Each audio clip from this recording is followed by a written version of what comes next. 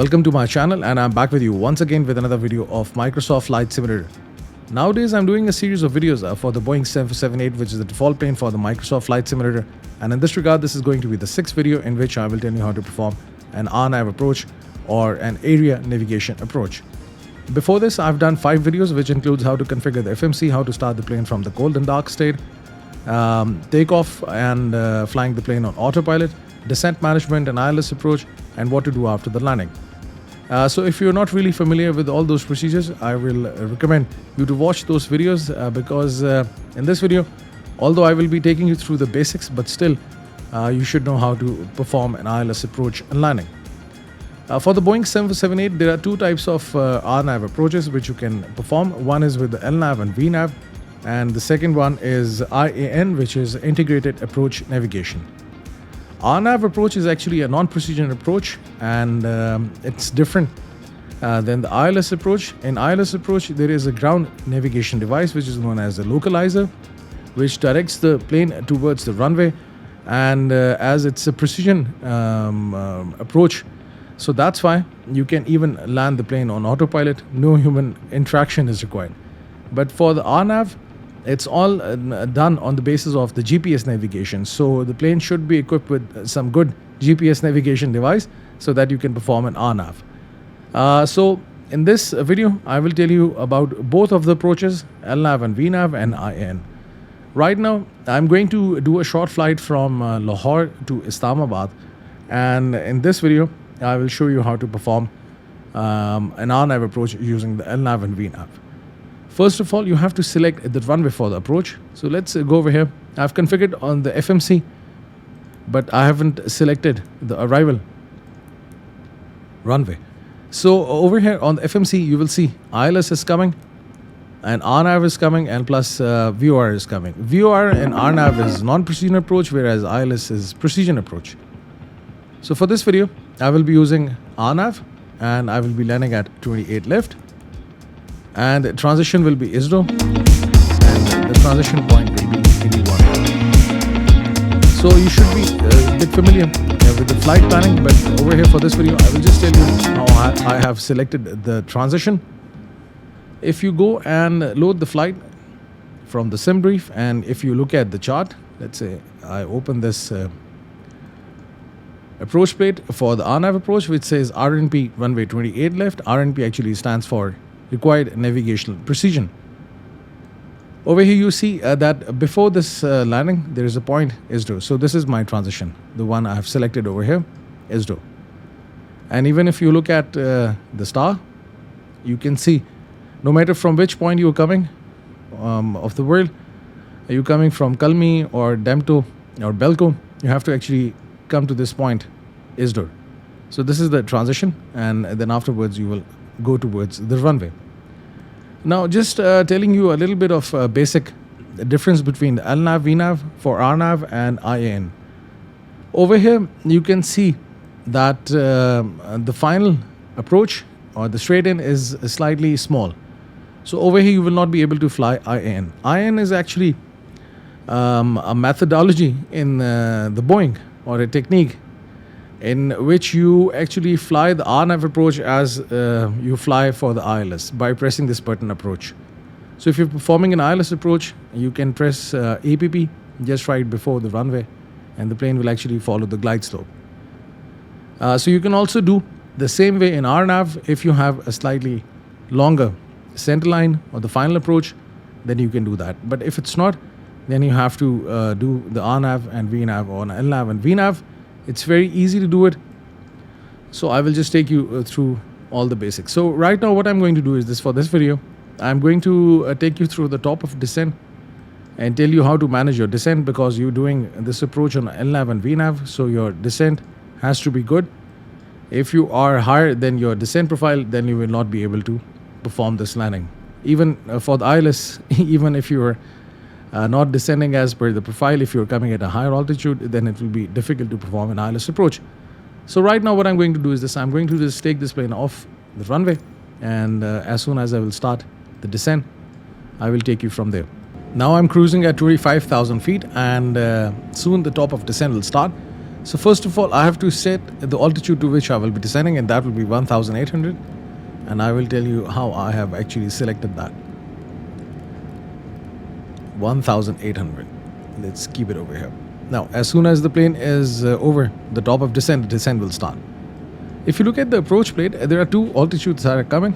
One is 3,700 feet. Another one is 1,747, which is the elevation of the runway. But over here in the FMC, you will see that slightly different 1797. So it's coming as like 50 feet more than the one given in the approach plate.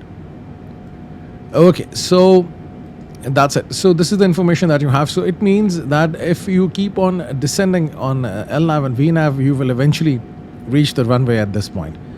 And how it will happen? You can actually set your altitude to 3,700 feet for the final approach or the final descent point. And once the plane is here, then you can further reduce it to 1,800 and the descent will eventually start. For this video, what I'm doing is this, that I'm actually descending towards the runway based on LNAV and VNAV. I'm not activating approach phase. Likewise, we do it for the ILS. It's different. In RNAV and approach, we can also do that, which is known as IN, as I've told you before, integrated approach navigation. But right now for this approach, the straight line or the final approach is short. So if it's short, you cannot activate IN. You activate it by pressing this approach button. Likewise, you do it in the ILS, and the plane will actually follow this glide path. If you're performing the ILS approach, it's known as the glide slope, and in RNAV, it's known as the glide path. So the autopilot actually knows what to do. It will be actually following all the constraints as I have activated VNAV. So that's why the plane will be following all the constraints. And the constraints are, at this point, is the altitude should be 6,000 feet. And the maximum speed should be 220 knots. Over here, 3,700 feet. And the speed should be 210 knots. Not more than that. And some information also coming over here. Distance to runway 28 left. 5 nautical miles. You should be at 3,390. 4 nautical miles away from the runway, 3,070, and at 2 nautical miles you should be at 2,430. So the VNAV will actually follow this. So that's why I have entered 1800 to be on the safer side. Otherwise you can set 3,700 feet, and once you're here, then you can set 1,800 and the plane will keep on descending towards the runway. As soon as the descent will start, you will even see the vertical and lateral deviation coming over here. On the primary flight display, right now the lateral deviation is coming, which is telling you that the plane is following the flight path. If it's here or here, it's not in the middle, it means the plane is actually not following the lateral path. So, and now the descent has started. You can see the vertical deviation has also started to appear over here, which is telling you that the plane is actually following the descent profile. And it will follow all the constraints. Likewise, over here it's coming. ISDOR 6000A, as you can see, it's there. Renux is coming, and even if you look at the FMC, these points should be coming, and plus the constraints should be coming. 6,800 above, 220, as you can see. Renux 3,700 above, speed 210. IS 411 210. So these are the constraints. And I will now tell you how to manage the descent. For this approach, the descent management is crucial, because if you do not follow the descent profile, there are chances that you will not be able to land at the runway. Another thing I have to do is this: I have to set the altitude for the minimums. There are 2 minimums coming, LNAV and VNAV, and LNAV. These are 2 minimums. Actually, it is an altitude at which you hear minimums, and before this you hear approaching minimums. This is the altitude.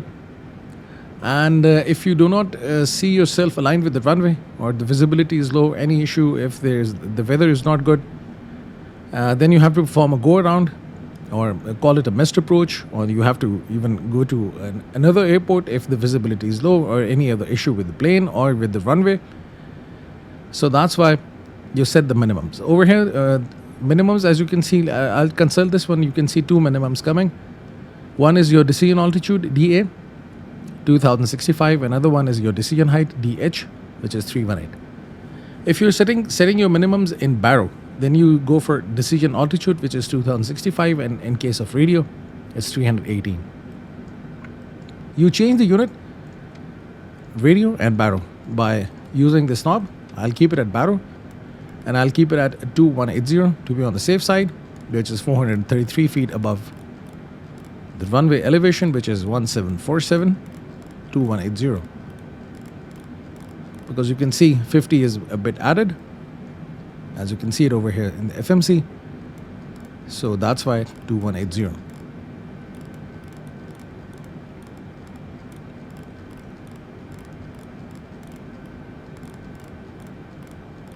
So this altitude has to be entered.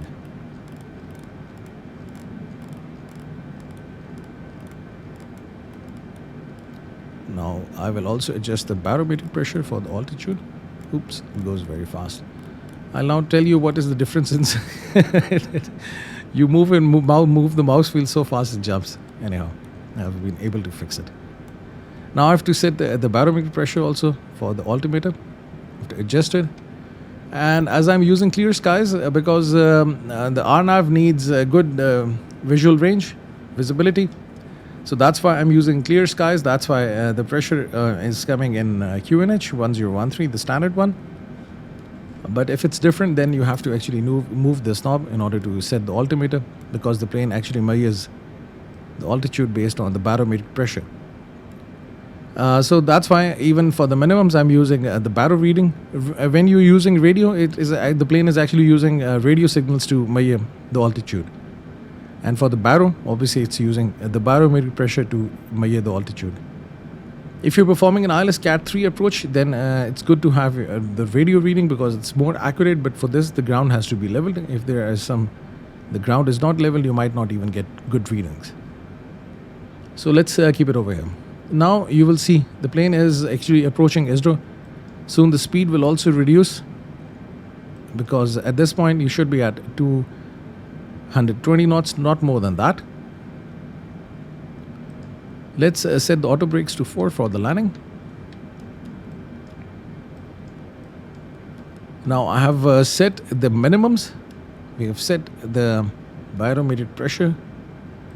Seatbelt signs are set to auto, so they will be turning on and off automatically. FMC message is coming, drag required, VNAV.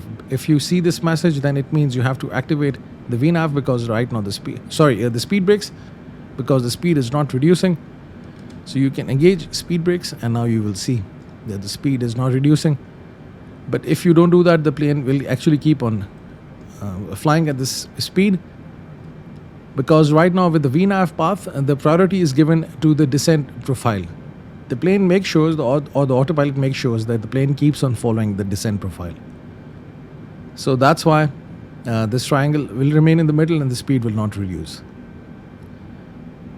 But if you then apply the speed brakes, then the speed will reduce, and then you have to get the flaps. 285 knots, you can set the flaps to 1 degree. So with this, I can also extend the flaps.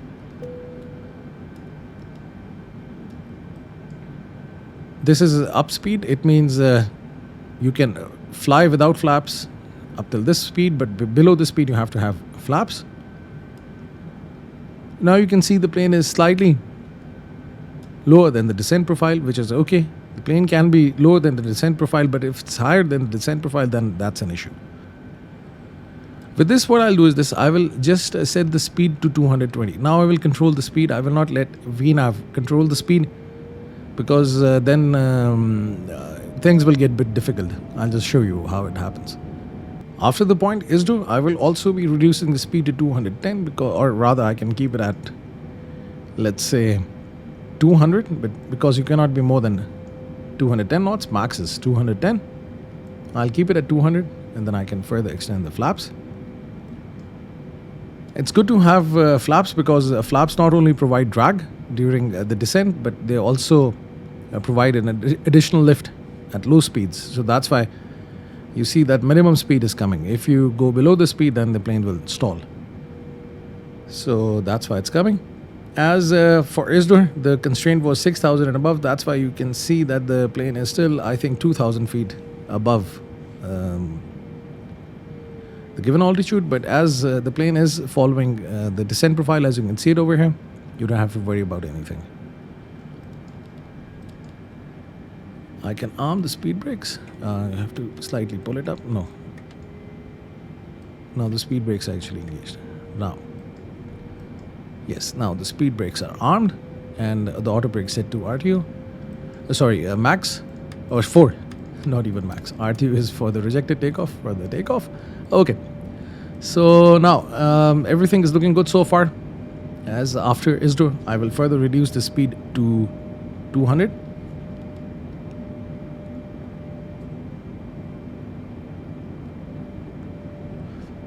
Let's even set the heading over here for the runway, 278 degrees. In case of a missed approach, we will be flying in this heading. So you have to set it. You can get it from here, 278. It's written over here.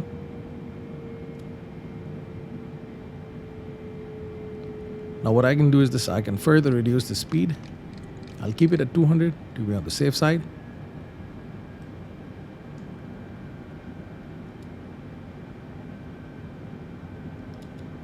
As the plane is in the given threshold for the descent, so that's why no need to even apply the speed brakes. What I can do is this. I can further extend the flaps.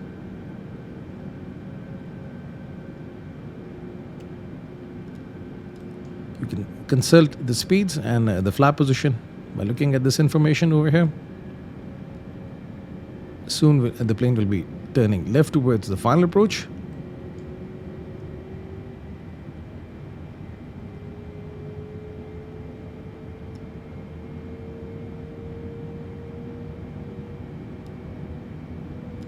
By this point, the plane should be at 3,700, and afterwards it will keep on descending, as I've set the altitude to 1,800. As you can see, this thing is coming over here. So I can close the charts right now. We don't need it. I've turned on the lights, auto brakes 4, speed brake armed. Everything is looking good so far. Let's wait.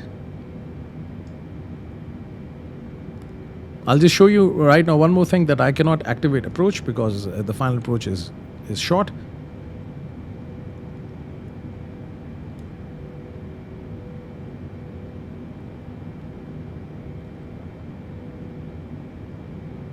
So everything is looking good so far.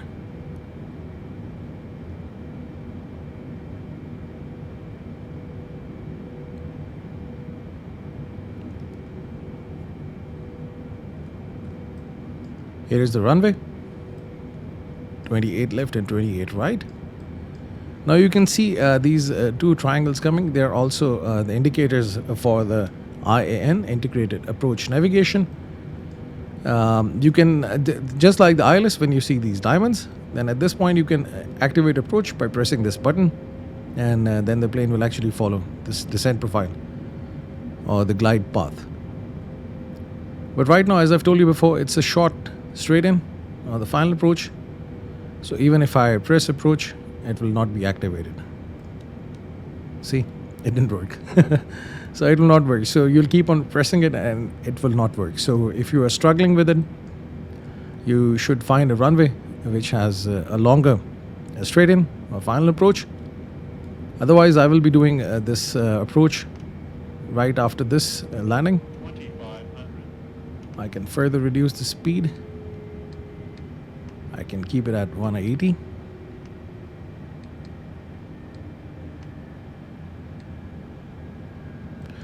There's one thing I just forgot to do. If you go over here to initial reference and approach, over here you have to actually set the speed. You can see 30 degrees of flap and speed 160 knots. So this is my approach speed, 160 knots. Now the plane is descending. As you can see, it has almost crossed the final descent point, but the still plane is descending towards the runway, and it's doing a good job. With this, I can lower the gears.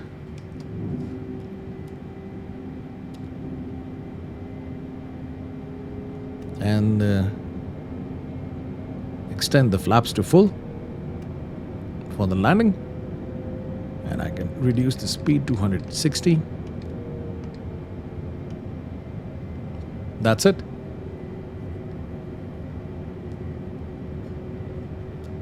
So without activating approach or doing anything else, we are still moving towards the runway, and the plane is actually following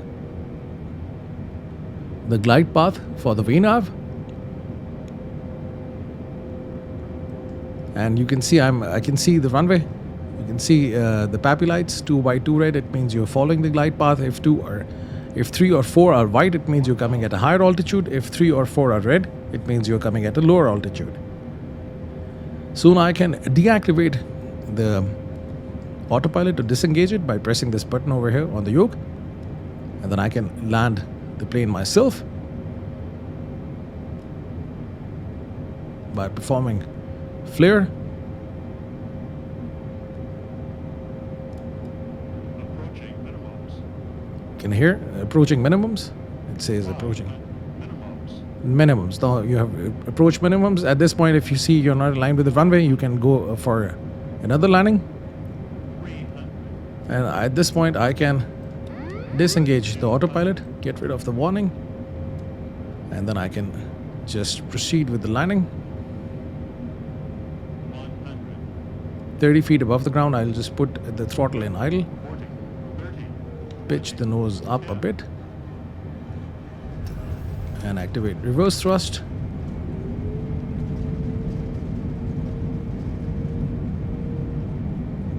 Auto brakes are in place. So that's how you perform an RNAV approach using LNAV and VNAV. Now I will tell you how to do an RNAV approach using IAN.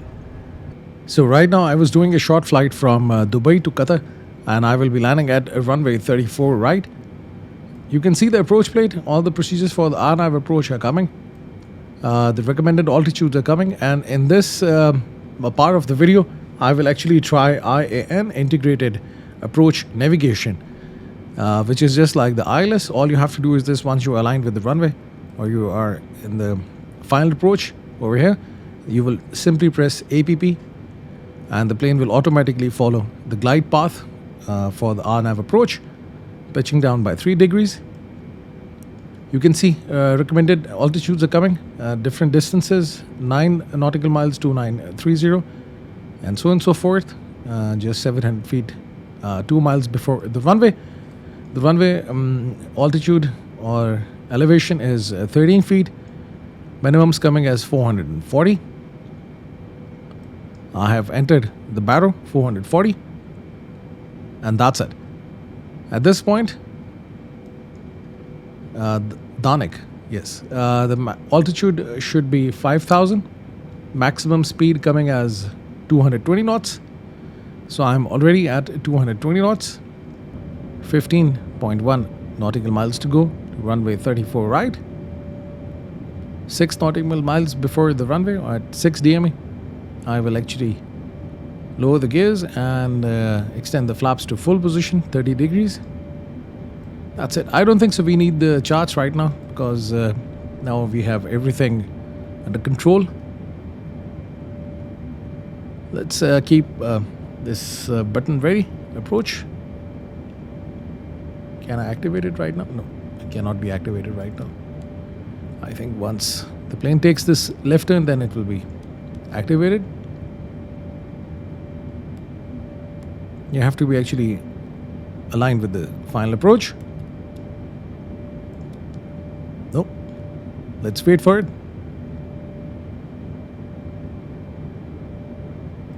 You can see these triangles for the IN also coming, which will then guide the plane towards the runway to follow the glide path.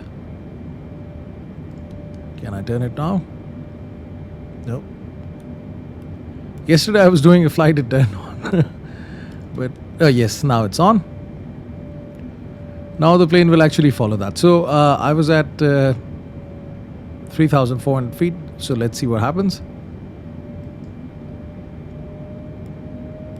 Will the plane actually follow that? As this is slightly above, so that's why the plane will keep on flying at the in the direction of the runway. At the given altitude, as soon as this is in the middle, then the plane will start to descend, because there is still some ground to cover. 12 nautical miles. Now the approach is active, and you can see LNAV is disappeared. Now actually all the navigation will be done by approach.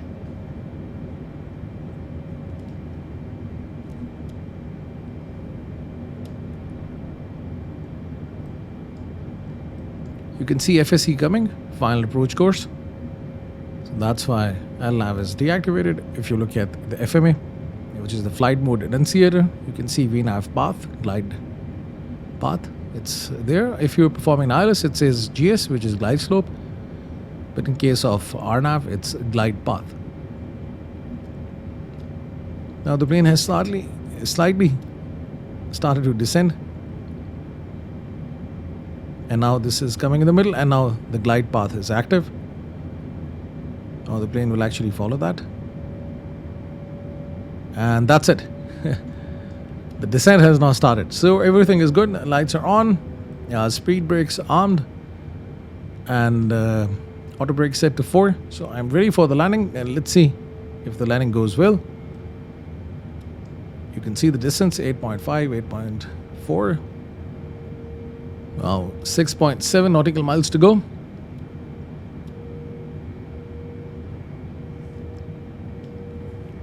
I can now lower the gears.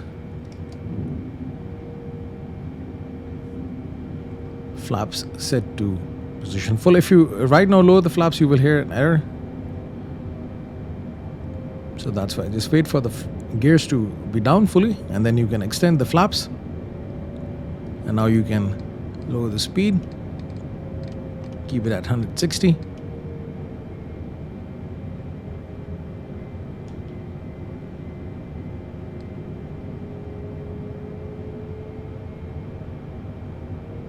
This is the reference speed for the approach. It's coming ref.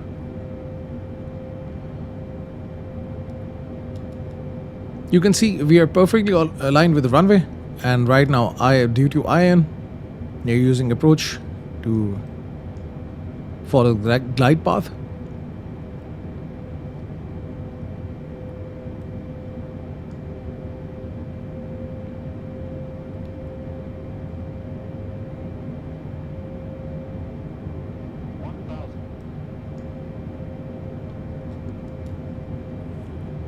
I can soon deactivate and disengage the autopilot.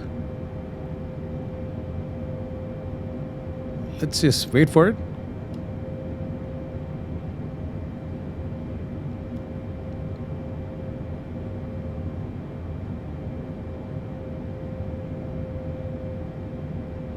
$620 feet to go, 600 feet to go.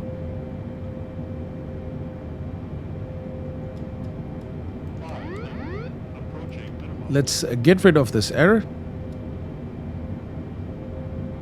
Minimums 400. So I've now approached minimums.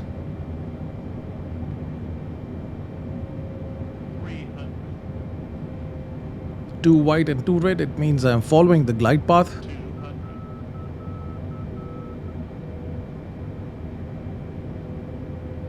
100. 50, 40, 30, 20, 10. Pull back, and that's it. Slightly off the center line, but still managed to land. Activate the reverse thrust, and that's it. So this is how you use RNAV approach to land. At some runways, there is no ILS. Let's say if you are flying to Kathmandu, you will not find ILS over there. So you have to perform an RNAV approach. So now you know how to perform an RNAV approach using LNAV, VNAV, and IN. With this, I would just like to end my video. If you've got any questions, you can ask me in the comment section. If you want to add anything to this video, the comment section is there for you. Thank you very much for staying with me. Have a nice day. Hope to see you soon.